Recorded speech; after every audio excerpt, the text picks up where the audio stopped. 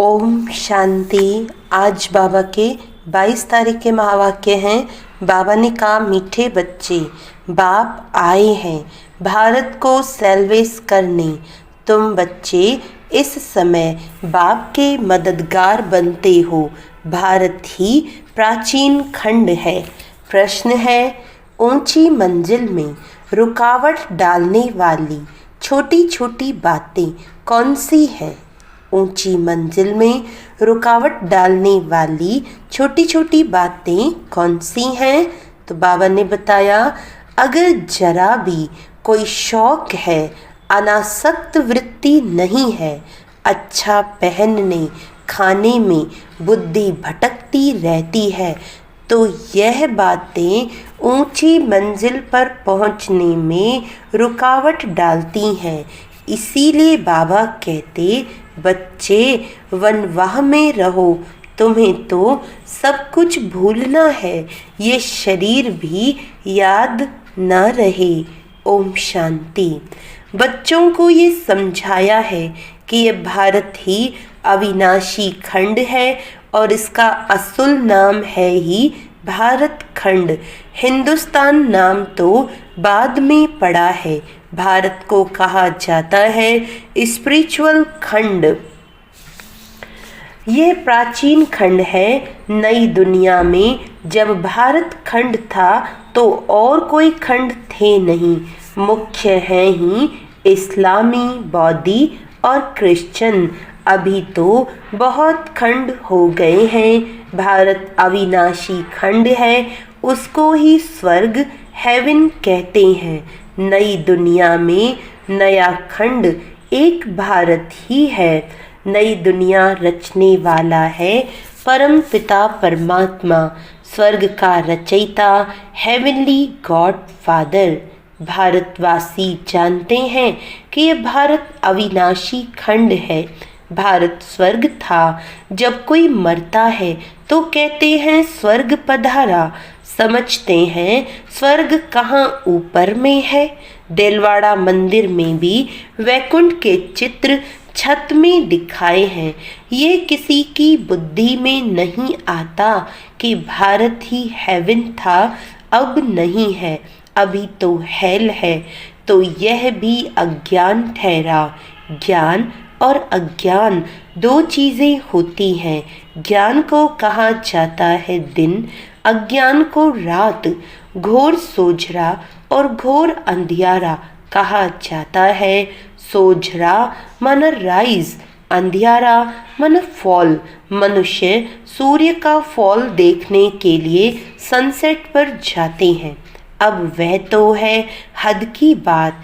इसके लिए कहा जाता है ब्रह्मा का दिन, ब्रह्मा की रात। अब ब्रह्मा तो है प्रजापिता, तो जरूर प्रजा का पिता हुआ। ज्ञान अंजन सतगुरु दिया, अज्ञान अंधेर विनाश। यह बातें दुनिया में कोई भी नहीं समझते हैं। यह है नई दुनिया के लिए नई नॉलेज। हेवन के लिए हेवनली गॉड फादर ही, हेवनली गॉड फादर की नॉलेज चाहिए। गाते भी हैं, फादर इज नॉलेजफुल, तो टीचर हो गया। फादर को कहा ही जाता है पतित पावन, और कोई को पतित पावन कह नहीं सकते। श्री कृष्ण को भी नहीं कह सकते। फादर तो सबका एक ही है। श्री कृष्ण तो सबका फादर है नहीं। वह तो जब बड़ा हो, शादी करे, तब एक दो बच्चे का बाप बनेगा। राधे कृष्ण को प्रिंस प्रिंसेस कहा जाता है। कभी स्वयंवर भी हुआ होगा। शादी के बाद ही माँ बाप बन सकते हैं। उनको कभी कोई वर्ल्ड गॉड फादर कह नहीं सकते। वर्ल्ड गॉड फादर सिर्फ एक ही निराकार बाप को कहा जाता है। ग्रेट ग्रेट ग्रैंडफादर शिव बाबा को नहीं कह सकते। ग्रेट ग्रेट ग्रैंडफादर है प्रजापिता ब्रह्मा। उनसे बिरादरी निकलती है। वह इनकॉर्पोरियल गॉडफादर निराकार आत्माओं का बाप है। निराकारी आत्माएं जब यहाँ शरीर में है तब भक्ति मार्ग में पुकारती हैं। ये सब तुम नई बातें सुनते हो, यथार्थ रीति कोई भी शास्त्र में नहीं है। बाप कहते हैं, मैं सम्मुख बैठ तुम बच्चों को समझाता हूँ। फिर ये ज्ञान गुम हो जाता है। फिर जब बाप आए तब आकर यथार्थ ज्ञान सुनाए। बच्चों को ही सम्मुख समझाकर वर्षा देते हैं। फिर बाद में शास्त्र बनते हैं। यथार्थ तो बन न सकें, क्योंकि सच की दुनिया ही खत्म हो झूठ खंड हो जाता है, तो झूठी चीज ही होगी, क्योंकि उतरती कला ही होती है। सच से तो चढ़ती कला होती है। भक्ति है रात, अंधियारे में ठोकरें खानी पड़ती हैं, माथा टेकते रहते हैं। ऐसा घोर अंधियारा है, मनुष्यों को तो कुछ भी पता नहीं रहता, दर दर धक्के खाते रहते हैं। इस सूर्य का भी राइज और फॉल होता है, जो बच्चे जाकर देखते हैं। अब तो तुम बच्चों को ज्ञान सूर्य का उदय होना देखना है। Rise of Bharat, downfall of Bharat. Bharat ऐसे डूबता है जैसे सूर्य डूबता है। सत्यनारायण की कथा में दिखाते हैं कि भारत का बेड़ा नीचे चला जाता है, फिर बाप आकर उनको सैल्वेज करते हैं। तुम इस भारत को फिर से सैल्वेज करते हो, यह तुम बच्चे ही जानते हो।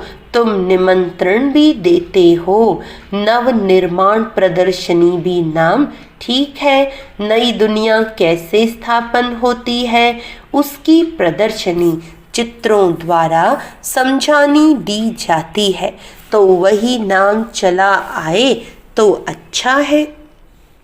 नई दुनिया कैसे स्थापन होती है या राइज कैसे होती है, ये तुम दिखाते हो। जरूर पुरानी दुनिया फॉल होती है, तब दिखाते हैं कि राइज कैसे होता है। यह भी एक स्टोरी है। राज्य लेना और गंवाना 5000 वर्ष पहले क्या था? कहेंगे सूर्यवंशियों का राज्य था, फिर चंद्रवंशी राज्य स्थापन हुआ। वे तो एक दो से राज्य लेते हैं, दिखाते हैं फलाने से राज्य लिया। वह कोई सीढ़ी नहीं समझते, ये तो बाप समझाते हैं कि तुम गोल्डन एज से सिल्वर एज में गए, सीढ़ी उतरते आए। यह 84 जन्मों की सीढ़ी है। सीढ़ी उतरनी होती है, फिर चढ़नी भी होती है। डाउनफॉल का भी राज समझाना होता है। भारत का डाउनफॉल कितना समय, राइज कितना समय, फॉल एंड राइज ऑफ भारतवासी विचार सागर मंथन करना होता है। मनुष्यों को टेम्पटेशन में कैसे लाएं, और फिर निमंत्रण भी देना है।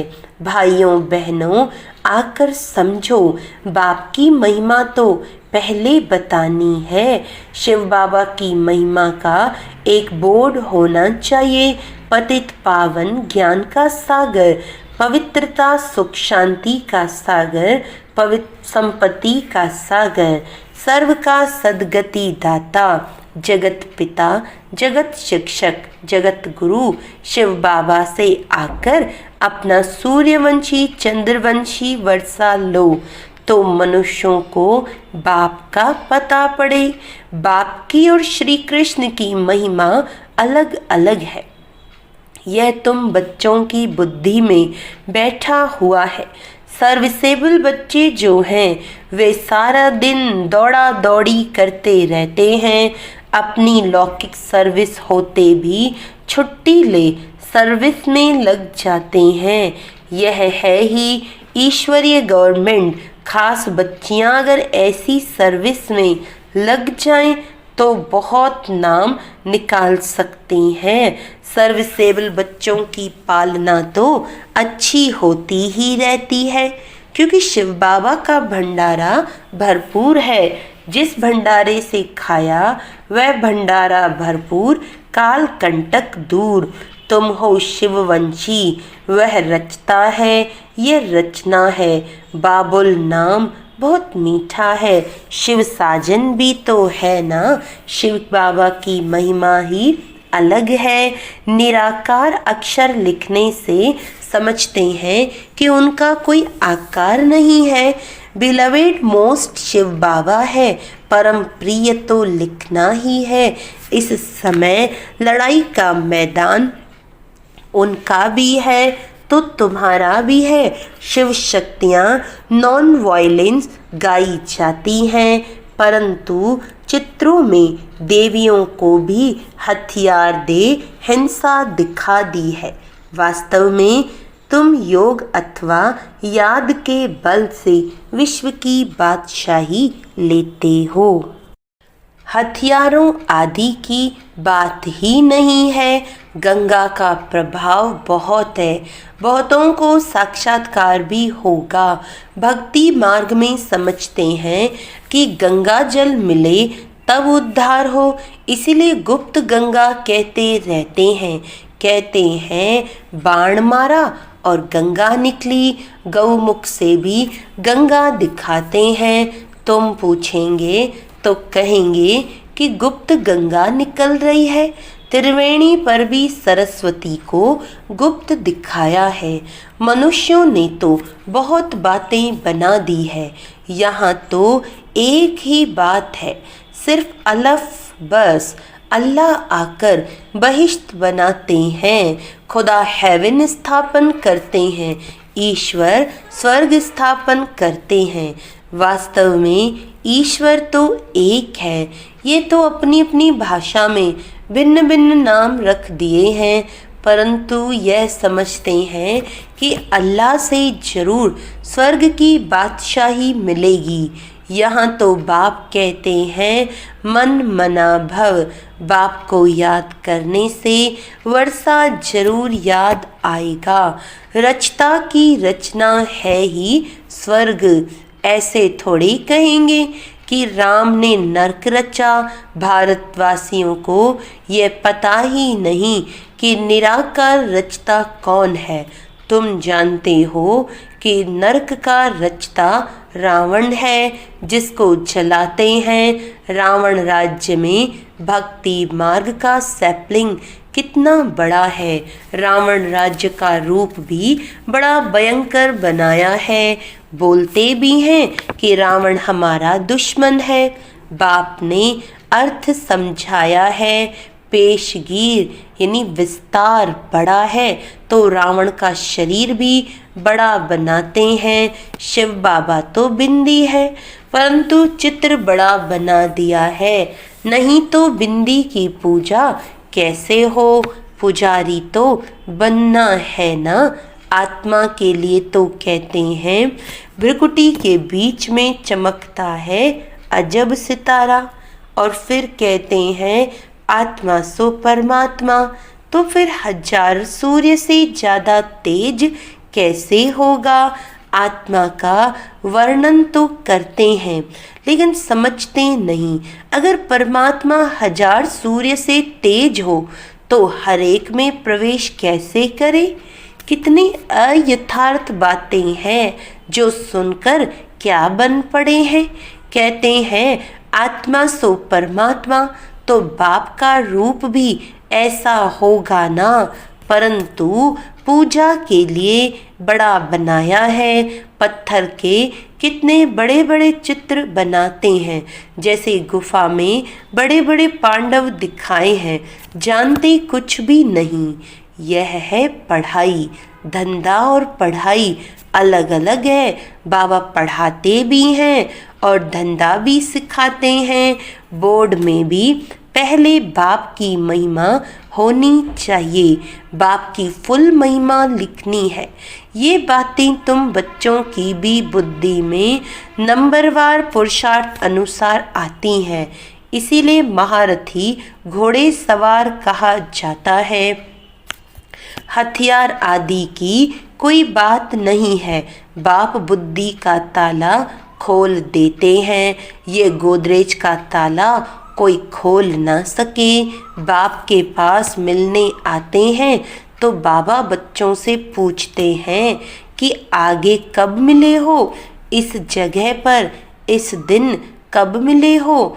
तो बच्चे कहते हाँ बाबा 5000 वर्ष पहले मिले हैं। अब यह बातें ऐसे कोई पूछ ना सके। कितनी गुह्य समझने की बातें हैं, कितनी ज्ञान की युक्तियाँ बाबा समझाते हैं, परंतु धारणा नंबरवार होती है। शिव बाबा की महिमा अलग है, ब्रह्मा विष्णु शंकर की महिमा अलग है। हर एक का पार्ट अलग अलग है, एक ना मिले दूसरे से। यह अनादि ड्रामा है, वही फिर रिपीट होगा।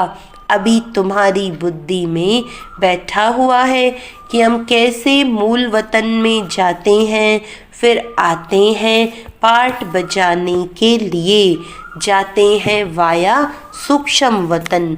आने समय सूक्ष्म वतन नहीं है। सूक्ष्म वतन का साक्षात्कार कभी किसी को होता ही नहीं। सूक्ष्म वतन का साक्षात्कार करने के लिए कोई तपस्या नहीं करते हैं, क्योंकि उनको कोई जानते नहीं है। सूक्ष्म वतन का कोई भगत थोड़े ही होगा। सूक्ष्म वतन अभी रचते हैं, वाया सूक्ष्म वतन जाए फिर नई दुनिया में आएंगे। इस समय तुम वहाँ आते जाते रहते हो। तुम्हारी सगाई हुई है, ये पियर घर है। विष्णु को पिता नहीं कहेंगे, वह है ससुर घर। जब कन्या ससुर घर जाती है तो पुराने कपड़े सब छोड़ देती है। तुम पुरानी दुनिया को ही छोड़ देते हो। तुम्हारे और उनके वनवाह में कितना फर्क है। तुमको भी बहुत अनासक्त रहना चाहिए। देह अभिमान तोड़ना है। ऊंची साड़ी पहनेंगी तो झट देह अभिमान आ जाएगा। मैं आत्मा हूँ ये भूल जाएगा। इस समय तुम हो ही वनवाह में। वनवाह और वानप्रस्थ एक ही बात है। शरीर ही छोड़ना है तो साड़ी नहीं छोड़ेंगी क्या? हल्की साड़ी मिलती है तो दिल ही छोटी हो जाती है। इसमें तो खुशी होनी चाहिए। अच्छा हुआ जो वस्त्र हल्का मिला। हल्का अर्थात सस्ता। अच्छी चीज़ को तो संभालना पड़ता है। ये पहनने खाने की छोटी छोटी बातें भी ऊंची मंजिल पर पहुंचने में अटक डालती हैं। मंजिल बहुत बड़ी है। कथा में भी सुनाते हैं ना कि पति को कहा ये लाठी भी छोड़ दो। बाप कहते हैं ये पुराना कपड़ा, पुरानी दुनिया सब खलास होनी है। इसीलिए सारी दुनिया से बुद्धि योग तोड़ना है।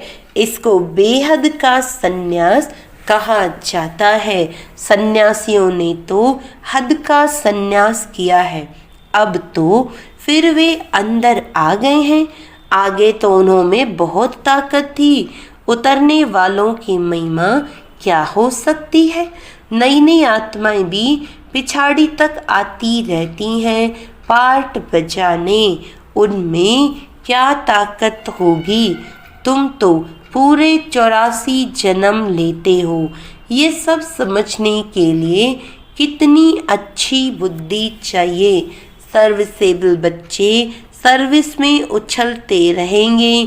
ज्ञान सागर के बच्चे ऐसे भाषण करें जैसे बाबा उछलता है। इसमें फंक नहीं होना है। अच्छा, मीठे मीठे सिकिलदे बच्चों प्रति माता पिता बाप दादा का याद प्यार और गुड मॉर्निंग। रूहानी बाप की रूहानी बच्चों को नमस्ते। हम रूहानी बच्चों की रूहानी बाप दादा को याद प्यार गुड मॉर्निंग। नमस्ते नमस्ते नमस्ते जी। धारणा के लिए मुख्य सार है, बुद्धि से बेहद का संन्यास करना है, वापस घर जाने का समय है। इसीलिए पुरानी दुनिया और पुराने शरीर से अनासक्त रहना है। ड्रामा की हर सीन को देखते हुए सदा हर्षित रहना है।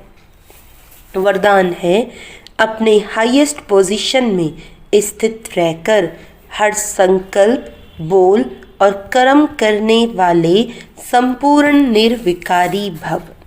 अपने हाईएस्ट पोजीशन में स्थित रहकर हर संकल्प, बोल और कर्म करने वाले संपूर्ण निर्विकारी भव। संपूर्ण निर्विकारी अर्थात किसी भी परसेंट में कोई भी विकार तरफ आकर्षण न जाए, कभी उनके वशीभूत न हो। हाईएस्ट पोजीशन वाली आत्माएं कोई साधारण संकल्प भी नहीं कर सकती। तो जब कोई भी संकल्प या कर्म करते हो तो चेक करो कि जैसा ऊंचा नाम वैसा ऊंचा काम है। अगर नाम ऊंचा काम नीचा तो नाम बदनाम करते हो। इसीलिए लक्ष्य प्रमाण लक्षण धारण करो, तब कहेंगे संपूर्ण निर्विकारी अर्थात होलीएस्ट आत्मा। स्लोगन है, कर्म करते करन करावन हार बाप की स्मृति रहे तो स्व पुरुषार्थ और योग का बैलेंस ठीक रहेगा। कर्म करते करन करावनहार बाप की स्मृति रहे तो स्व पुरुषार्थ और योग का बैलेंस ठीक रहेगा। अच्छा, ओम शांति।